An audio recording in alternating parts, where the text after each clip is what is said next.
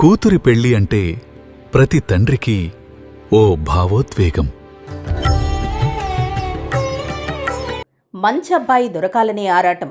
కానీ కాకినాడలో ఓ తండ్రి మాత్రం తనకు కాబోయే అల్లుడు గురించి తెలుసుకునేందుకు తీసుకున్న నిర్ణయం ఇప్పుడు అందరినీ ఆశ్చర్యానికి గురిచేస్తుంది. అల్లుడు ఎంత సంపాదిస్తున్నాడో కాదు, ట్రాఫిక్ రూల్స్ పాటిస్తాడా లేదా అన్నదే అతనికి ముఖ్యమైంది. కాబోయే అల్లుడి వాహనంపై చలానాలు ఉన్నాయా అని తెలుసుకోవడానికి నేరుగా ట్రాఫిక్ పోలీసులనే ఆశ్రయించడం ఇప్పుడు చర్చనీయాంశమైంది. ఒకప్పుడు పెళ్లి సంబంధాలు చూసేటప్పుడు కుటుంబ నేపథ్యం, వంశ పరంపర, ఆచార వ్యవహారాలు పరిశీలించేవారు. కానీ కాలం మారుతున్న కొద్దీ ఆలోచనలు కూడా కొత్త దారులు పడుతున్నాయి. కాకినాడలోని రాయుడుపాలెనికి చెందిన ఓ పెద్దాయన తన కుమార్తెకు కాబోయే వరుడు ఎంత బాధ్యతాయుతంగా ఉంటాడో తెలుసుకునేందుకు వినూత్నంగా ఆలోచించారు. 2 రోజుల క్రితం భానుగుడి సెంటర్ వద్ద ట్రాఫిక్ విధులు నిర్వహిస్తున్న ట్రాఫిక్ 2 సిఐ డి రామారావును కలిసి కాబోయే అల్లుడికి చెందిన ఓ కారు, ద్విచక్ర వాహనం రిజిస్ట్రేషన్ నంబర్లిచ్చారు.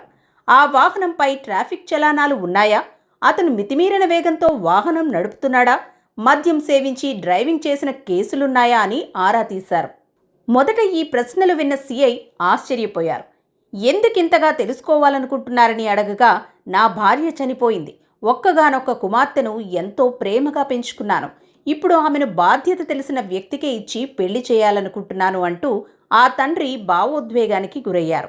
ట్రాఫిక్ నిబంధనలు పాటించే వ్యక్తి క్రమశిక్షణ కలిగినవాడై ఉంటాడని, అలాంటి వ్యక్తే తన కుమార్తెను బాగా చూసుకుంటాడనే నమ్మకం ఉందని ఆయన చెప్పడం అక్కడున్న వారిని కదిలించింది.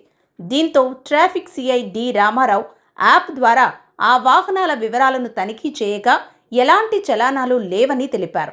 దీంతో ఆనందం వ్యక్తం చేసిన ఆ పెద్దాయన సంతోషంగా అక్కడి నుంచి వెళ్లిపోయారు. ఈ ఘటనపై స్పందించిన ట్రాఫిక్ సిఐ ప్రతి తల్లిదండ్రులు ఇలాంటి బాధ్యతాయుతమైన ఆలోచన చేస్తే కుమార్తెల భవిష్యత్తు మరింత సురక్షితంగా ఉంటుందని పేర్కొన్నారు.